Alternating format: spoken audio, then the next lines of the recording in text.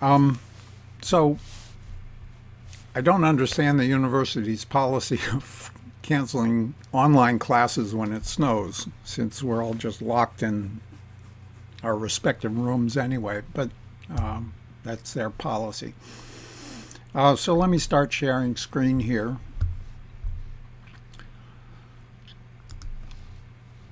And clean this up a little bit.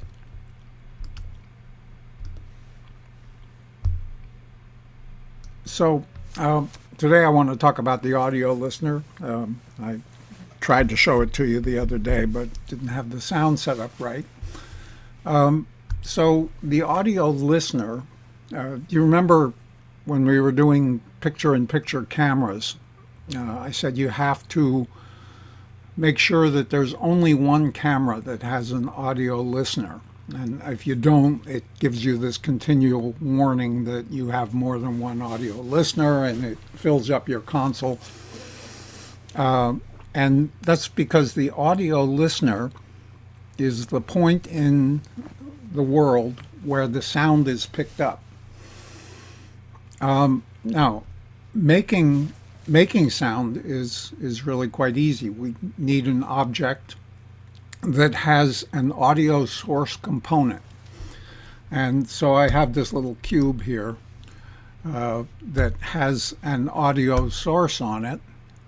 Here's the audio source component, and it has the clip that it's going to play, which is the boom. If we look at that boom sound,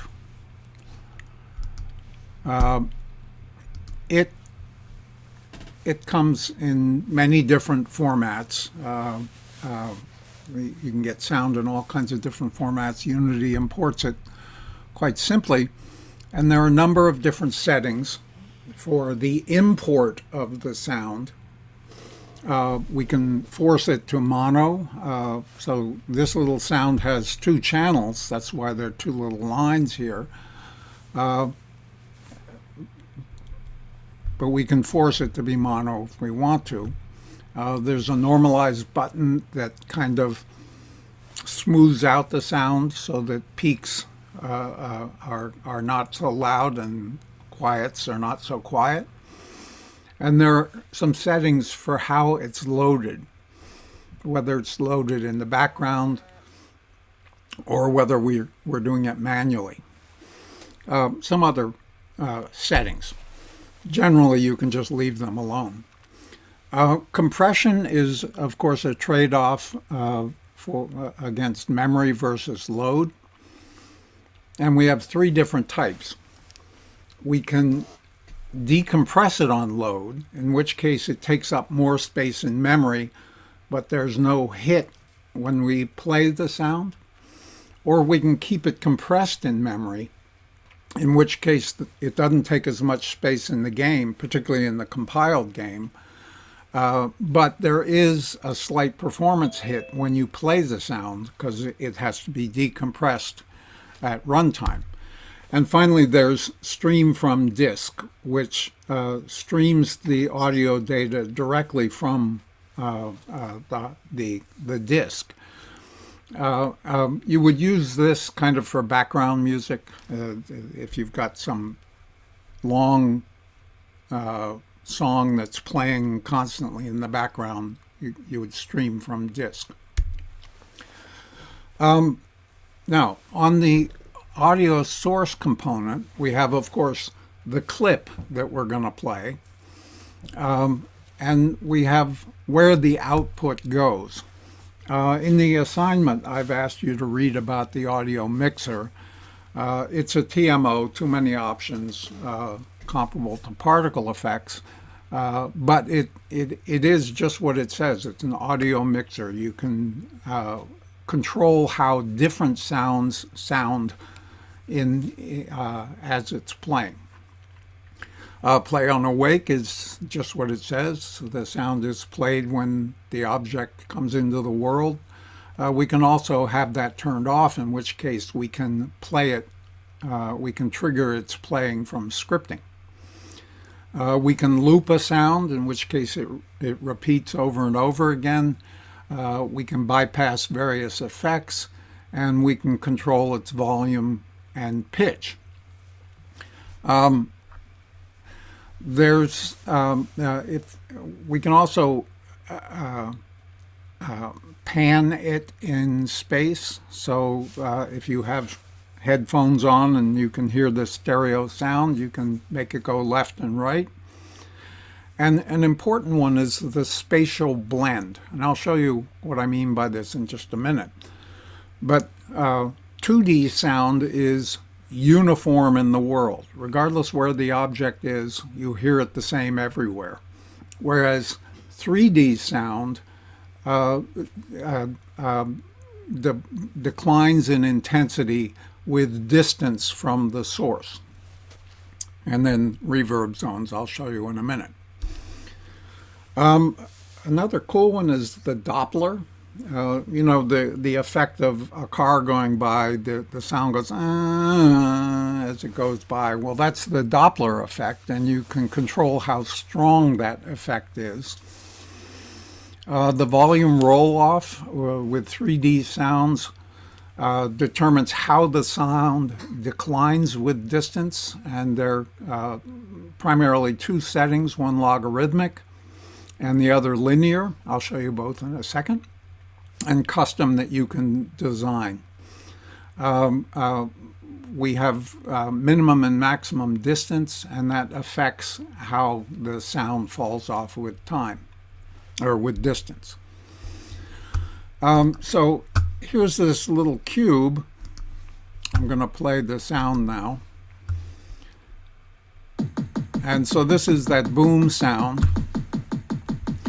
And as I move closer or further away, the sound is stronger or weaker, and you can kind of hear that Doppler effect when I go by it. In the audio source here, I can control the volume setting, turn the volume down or up. I can alter the pitch, make it the pitch higher or lower. This goes negative, and I don't exactly know what that means, but it does make the sounds very weird. Stereo pan you won't be able to hear. Spatial blend, as I mentioned, affects whether you can hear it in the world everywhere uniformly, that would be 2D, or whether it declines with distance. And here's how the sound declines with distance. The roll-off of sound here is how it declines with distance. This is logarithmic, which is actually more realistic. This is the way we hear logarithmically. And in logarithmic sound, it never goes to zero. No matter how far away you are, there's always still some sound. In both cases, the minimum and maximum distance, within the minimum distance, the sound is uniform. And in the linear case, it declines to zero at 50 meters away. The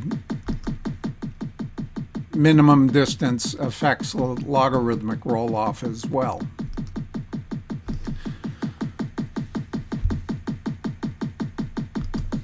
So that's the sound, and we can make an object, set up the sound the way we want it. We can make it a prefab, and then we can instantiate that prefab, and it'll play the sound. So if you have a bullet and you want it to make a sound as it travels through the air, you could put an audio script on it that makes the sound of the bullet as it travels, or an explosion, or whatever.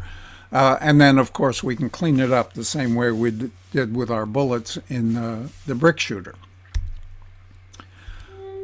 I have a scene here set up that kind of demonstrates these different sounds. I have 3 different sound sources, the boom sound, the gulls sound, and the jungle sound. And each of them have linear fall off, and I've drawn these little circles to indicate the range of the sound of each of those different objects. And I've also got a reverb zone over here, this green circle over here, which is actually a sphere. And within that sphere, the reverb zone is going to distort the sounds and the various different settings that we can apply to the reverb zones. So when I start off here, I'm outside any of the range of those sounds, but as I move into the circles here and get closer to the boom, I can now hear it. And as I move over towards the gulls, I can hear them. And as I move over towards the jungle sounds, I can hear them. Now, these jungle sounds are ones that you might want to set to be uniform within the world. So the jungle sounds, I might be inclined to set the spatial blend down to 2D, in which case I now hear the jungle sounds everywhere the same in the world, even though I'm outside their little bubble. So different settings for all the different sounds. Now the reverb zone over here, notice when I went into the reverb zone, the sound is now distorted. I step out and it goes back to its normal, but I step inside and the sounds are all kind of distorted. And just because I have too much time on my hands, here are all the different presets of the various reverb zones set up in a little checkerboard so that you can hear what the auditorium sounds like, what the cave sounds like, what the arena sounds like. And I'll let you play with those as you want. So I'm not going to beat them up a lot. So I want to open a different setup here, and I'll come back to this in a minute and continue with it. But one example that I didn't get to show you back when we were doing particles was adding sound to the particles. So I want to open fireworks here. The fireworks I thought was an excellent example of the use of sub-emitters with particle effects. So with this one, this was a fairly complicated effect. It had a lot of different sub-emitters that went on, lots of different components here in my fireworks. And it kind of walks through how I set this up. I won't go through it here because we're done with particles, but this walks through the building of this fireworks effect. Now, the reason I'm including this in sound is because I wanted a boom sound. I wanted the, when the bright flash goes, I wanted it to make a sound. I wanted there to be a boom. And I also wanted there to be a delay between when the flash occurred, which is a light that illuminates the whole scene briefly and makes kind of a flash. But I wanted the boom sound to depend on the distance between where the firework was and where the audio listener is. And so I had to do that in scripting. So the script boom, and this is just something that's applied to this is on the death particle effect that's instantiated and blows up. I have an array for clips, so I could have more than one clip for the sound. The marker is just a debugging tool, and the point of view is the camera that has the audio listener on it, and their volume settings and some other things. Now, the trick of this is it required accessing the particle system. We had to actually know where the particles were, which was complicated. So I have these various arrays. PS is the particle system, and M particles is the particle system array of particles that are produced. And in the start, I get the particle system component. I get the audio source component, and I ensure that the sound is not playing. So sound.stop turns off the sound if it happens to be playing. I pick a random sound clip from my array of clips if I have more than one, and I define this new array M particles to have size max particles of the particle system. So this array can hold all the different particles. In the update, if the particle count increases, I start a coroutine. We'll talk much more about coroutines later, called Sound Player. And Sound Player calculates the distance between the particle, which is particle zero's position.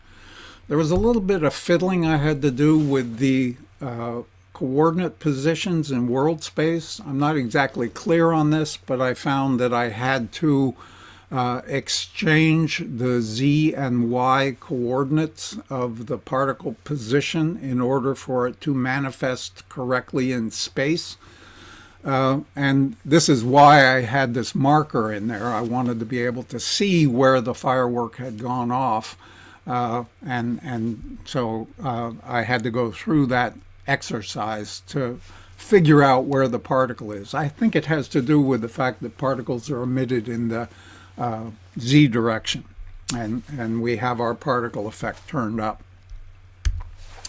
So having fixed that, the distance between the my point of view and the particle position, and that distance divided by the speed of sound, which is 343 meters per second, gives me the delay.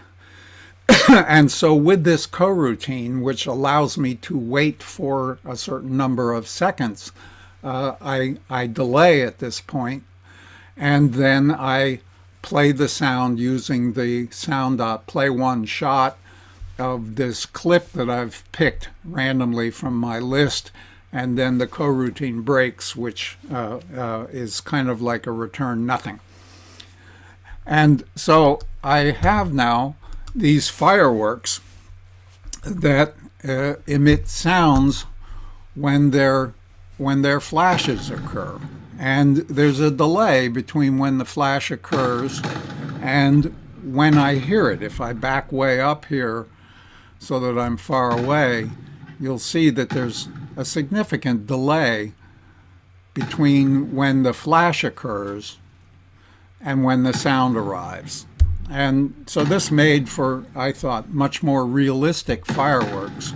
And I'm using lights and all kinds of other stuff in here to make these interesting effects, including the flash that illuminates the entire world. It's a big light, quite intense, but with a very brief flash.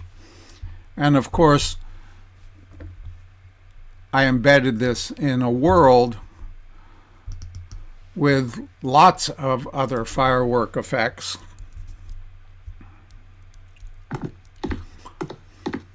including the standard asset ones and some other ones that I made.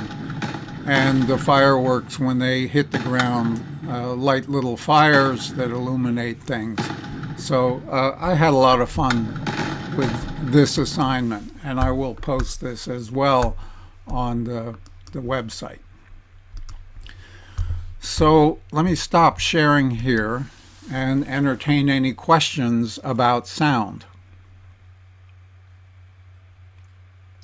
For the reverb presets, where could those be found? Okay, let me share screens again. Thank you, I appreciate it. And so here in the reverb zones, I've got a whole array of reverb zones, and each of these have audio reverb zone components on it. And here's where the presets are. These are all the different presets. And what these presets set are these various settings: the high frequency room, the low frequency room, the decay time of the echoes, the decay high frequency ratio, reflection delays. All of these different settings let you design your own, and I believe there's a custom setting down here somewhere, user, that lets you set your own reverb settings. But given that they've got bathrooms, living rooms, auditoriums, concert hall, hallways, stone, the settings are pretty infinite here. And you can, of course, look at each of these and see how they designed the reverb zone for each of the different settings. That answer your question? Yes, thank you. So any other questions about that? Okay. So I've been just kind of throwing scripts at you. You've written one simple one for the brick shooter. Let me get back to the original here.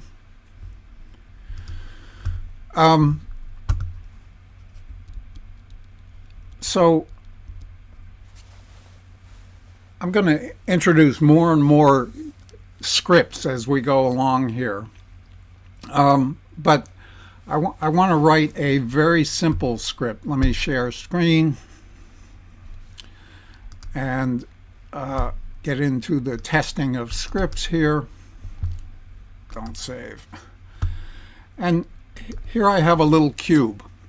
And on this cube, I've added a script. You can do this by adding a component new script and giving it a name, and it'll add the script to it. Or you can create scripts over here by pulling down this and making a C# script, and it'll appear in here, and then you can drag and drag it onto your object, and it becomes a component. These are components just like the transform, the cube mesh filter, the box collider. These are all components, but the scripts that you add to it are also components. An important thing about scripts in C# is that the name of the script has to match what appears in the class name. So while I'm calling this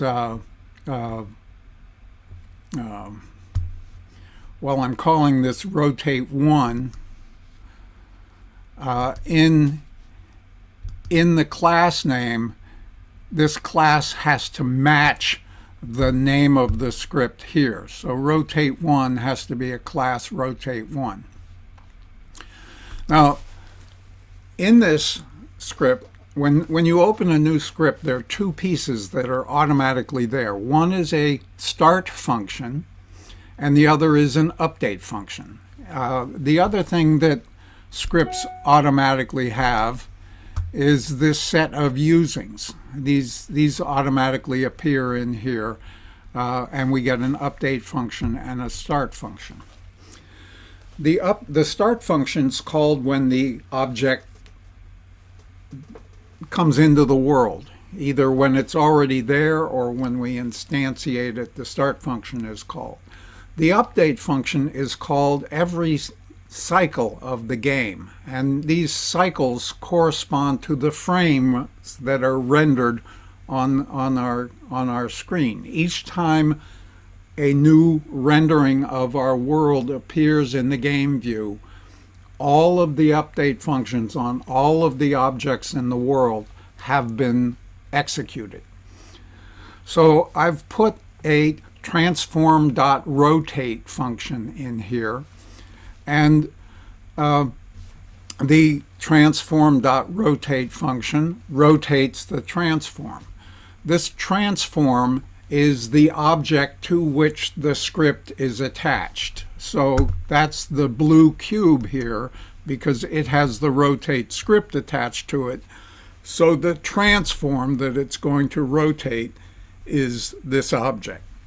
And this is going to rotate it 0 about the x-axis, 5 times time delta time around the y-axis, and 0 around the z-axis.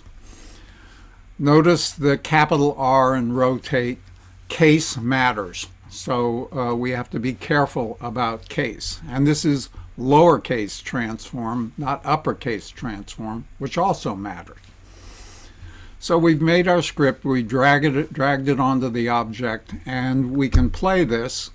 And when we play it, the object rotates. And it's rotating at a rate of 5 degrees. Actually, I think in my script it's rotating at 30 degrees. But it's rotating at a uniform rate because we do this time delta time in here. If I just had a 5 here, it would rotate 5 degrees every frame because this is in the update function, and the update function is called every frame. But I don't want it to rotate a certain amount per frame. I want it to rotate a certain amount per second. I want it to rotate at a uniform rate. And this time delta time is an estimate of what your frame rate is. How long did the last frame take to render?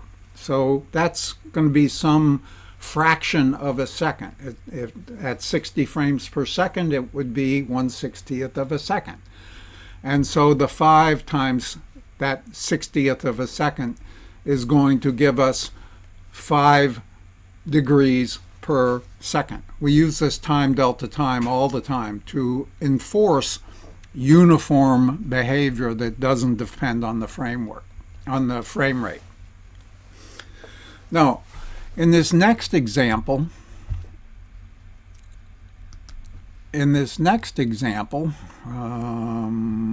this one,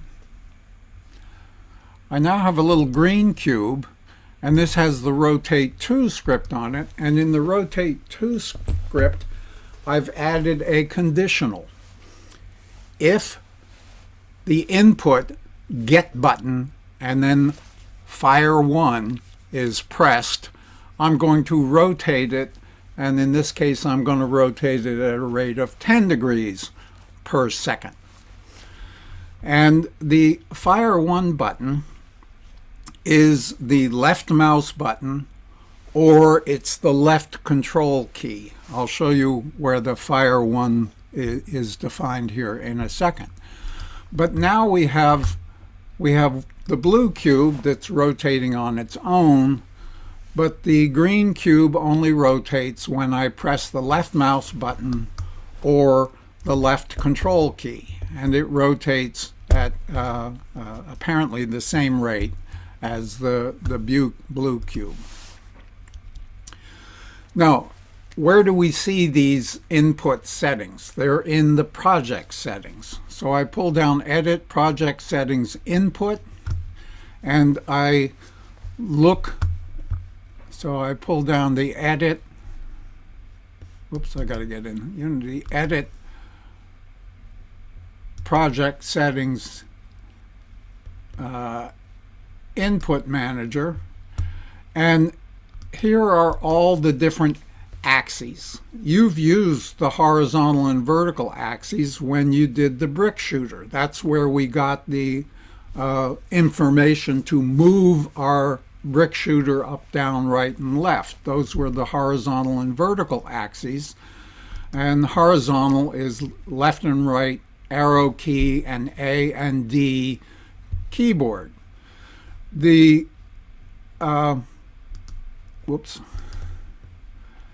the Fire 1 button is the left control and the left mouse 0. There's also a Fire 2, which is the left Alt and the right mouse button. And there's a Fire 3 that I'm guessing is going to be the middle mouse button and the left command button. And there's a whole list of other axes down here for the mouse and the jump key, which is the space key. And then there's a whole bunch of stuff for other kinds of hardware like joysticks and Xboxes and controllers. So, and we can change those. Those are all adjustable. You can adjust the sensitivity, how rapidly the axes respond. You can change the settings. So if you don't like WASD and you want to do I, J, K, and L, you can change what the project settings for the input manager are. Now, another thing I want to point you to is the manual. So here's our scripting reference. And this is, notice, a file. It's on your disk. There's also, so this will correspond to the version of Unity that you're using. And that transform rotate, I find by typing transform in here. This shows me the transform class and all of its different properties and methods. And here's that rotate method that I just used. It shows you how to rotate, and I believe somewhere down here is a sample script that demonstrates the use of the transform rotate method. So the scripting manual, the scripting API, has a lot of information about all of the different classes, shows all of its different properties or variables, as well as all of the different functions and sample scripts. So really important and easy to access. It's built right into the system. So this next little one, rotate and translate, I'm going to add to my Fire 1 command, in addition to rotating at 30 degrees per second, scaled by that time delta time so that it's per second, not per frame. I'm also going to move it up. The vector 1, or the vector 3 up is 0, 1, 0, and this is going to move it up. And if I press the Fire 2 input, that's the right mouse button or the Option key or the Alt key, it's going to rotate the opposite direction, minus 30 degrees, and it's going to use the vector down, which is 0, minus 1, 0. If you look at the vector 3 class, you'll see all of these different properties of the vector 3 class. So that's, which scene is that? That's, I guess, A, B, C. So now here the red cube has that rotate and translate script on it. And when I run this, pressing the left mouse button rotates the green and raises and rotates the red. When I press the right mouse button, nothing happens to the green, but the red comes back down again. And so I can move my objects around with either the mouse buttons or the control and alt key, left control and alt key of the keyboard. So all pretty cool here. The vector up is 0, 1, 0. The vector down is 0, minus 1, 0. Time delta time is the time of the last frame, and this scaling this in the update function produces uniform movement. So 30 degrees per second when we multiply the 30 by time delta time. Without the time delta time, it would be 30 degrees per frame. The update function runs once every frame. So just a little gentle introduction to some of the scripting that we will get to much, much more as we go on here. So any questions?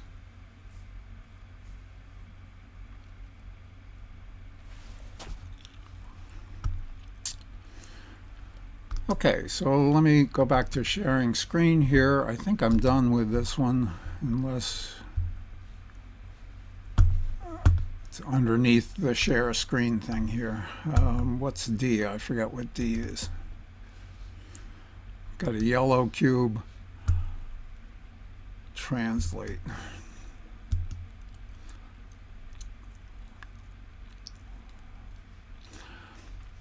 Oh, the yellow cube here has its script has a speed setting on it. So instead of it moving 30 or whatever is specified in the script, in this script,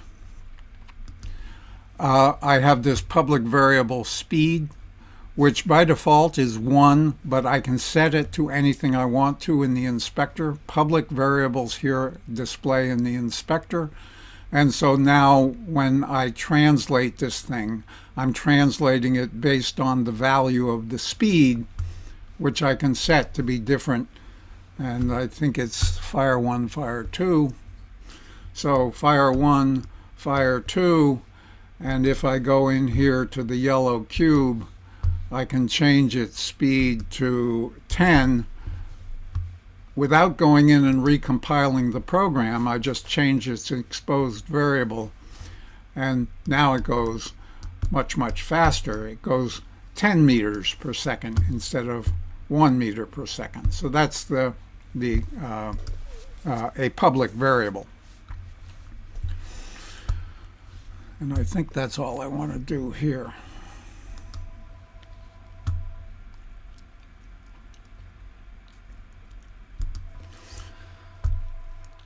So we're going to start work on our first sort of game. And a game needs to have some point. We have to have a reason to play the game. And in this very, very simple game, we're going to either win or lose. And we will win by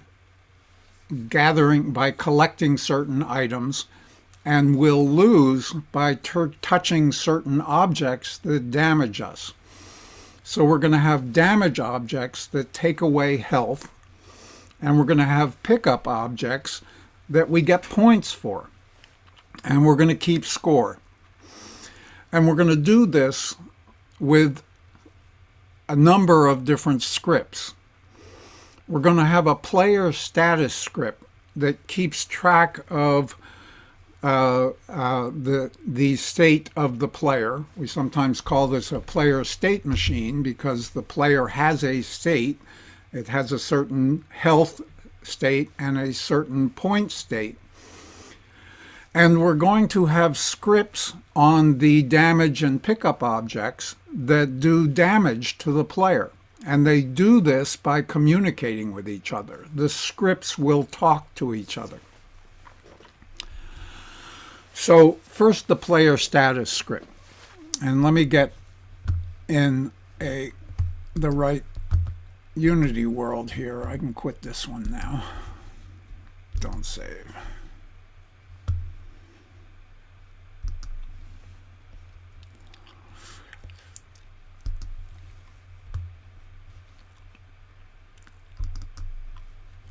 It's already open.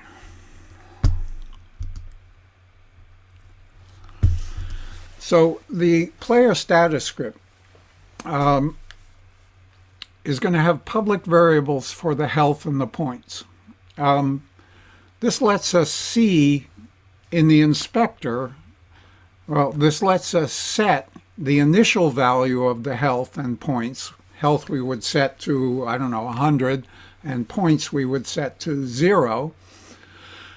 But these are going to be accessible from other scripts if they're in the inspector. We're going to use a more sophisticated way of doing it, but that's essentially what we're going to do. We're going to have functions in this player status script that other scripts will be able to use to add and subtract points. And we're also going to have functions for what happens when we win or when we lose. And at some point, we're going to also put a UI on the system so that we can see how many points we have, and that'll display the status on the screen.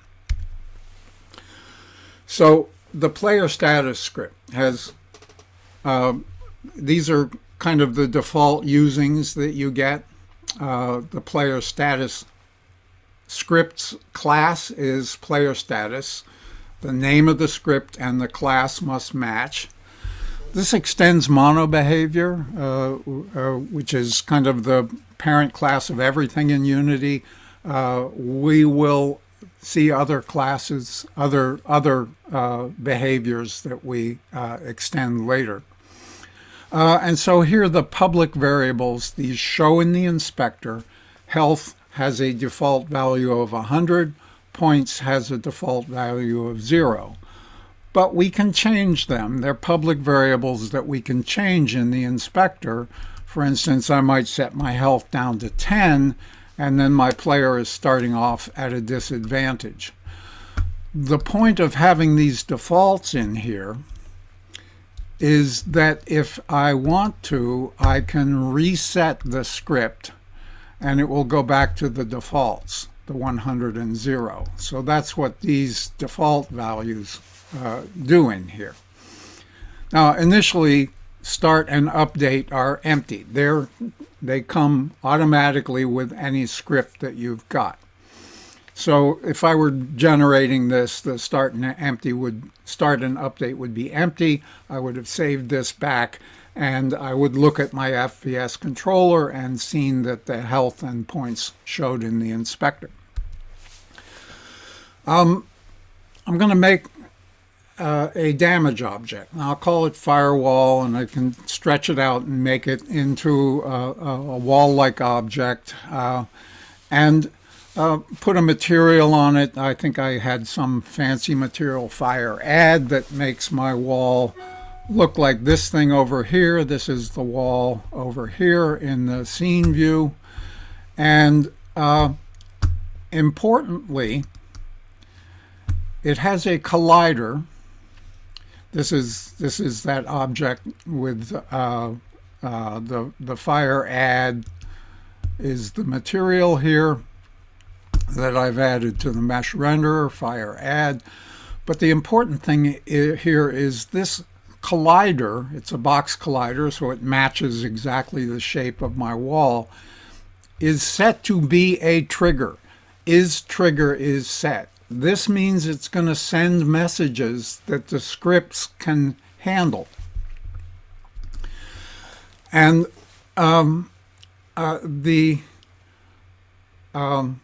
the cube is going to send messages, and those messages are going to trigger something in the firewall that is going to damage our player.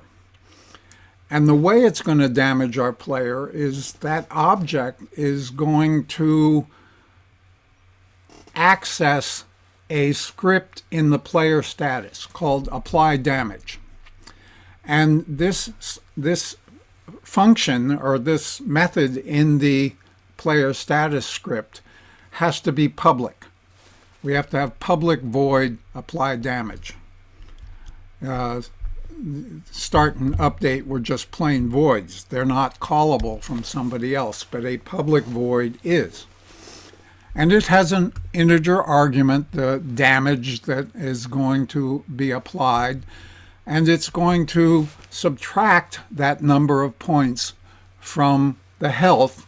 And if the health is ever less than 0, it's going to call another function, kill. This is all in the player status script. The kill function is not very fancy here. All I'm going to do is print a debug log message that says you are dead. So we'll save that script, and now we'll go back to the damage script. The damage script that is here on our damage object. And it has an exposed variable, damage, how much damage it's going to cause. But it has an on-trigger enter function. And the on-trigger enter is what receives the message from the collider that says that something has entered my collider. And what its argument is the collider that has entered the trigger. You could actually put this on other objects as well. I believe this message is broadcast all over the place. But what we're going to do with this is we're going to try and get a component from the collider that has entered the trigger. And the component I'm going to try and get is the player status script. And I call this it's of type player status. That's the class. It's named player status. Notice the difference in case here. Capital player, lowercase player. And I'm getting the component player status. And that's on the collider that has entered the trigger. And I'm going to call the apply damage function that's in the player status script. And that's going to damage my player. And I'm going to go over here. Let me turn the console on so that I can see the message that's going to be sent here when I go over here to the damage wall and walk through it four times. I lost 25 points out of my 100 that I had each time I did that, and finally I'm dead and my character has died. I haven't actually killed the character, it's still around. Over here are pickup objects that are going to work in a similar way. If I pick up enough of these, I win. And it's going to work the same way, and I'll pick up with that in our next class next week.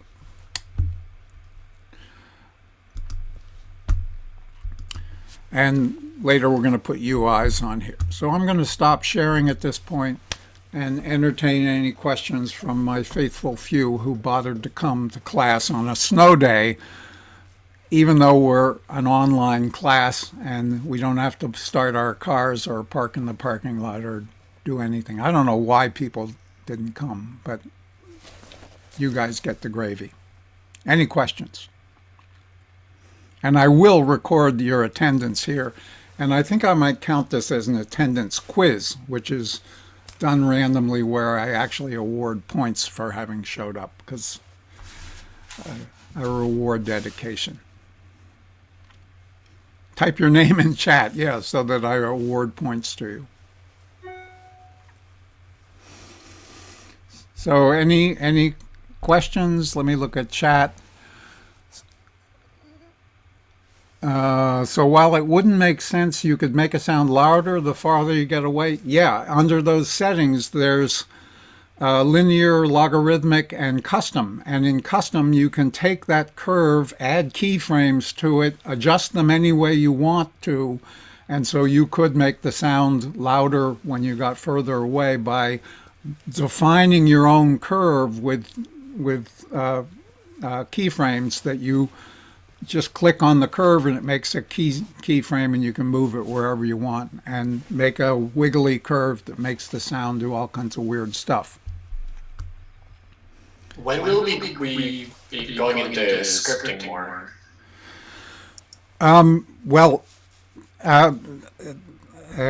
we've been doing it gently. I believe this week's assignment is to instantiate a ragdoll and play with the drag rigid body script and move the object around. And I think the following week we implement basically what I've shown you today: the pickups and the damage objects and the scorekeeping and win and lose scenes and some other stuff. So over the next week, we'll implement basically what I've shown you here with a UI and with transitions and some other stuff. And I think then week 8, there's no assignment that needs to be turned in. There are lots of readings on scripting, and I will go through the whole Unity API, not the whole thing because it's, a lifetime experience, but I will go through the key components of the Unity API and show you how to do lots of different things with lots of different classes that exist in the Unity API.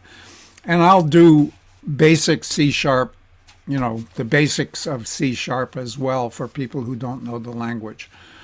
Up till now, it's been mainly a read scripts, but we will get to the point where we write scripts. So right now we're literate, and we'll soon become orators and be able to speak.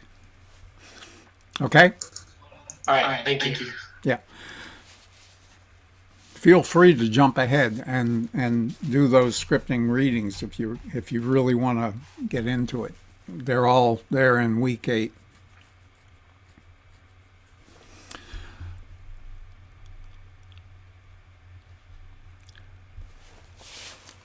That's an interesting idea, Dave. Are you still here? No, guess not. Okay. Well, I'm going to end class here, stop recording, and I'll see you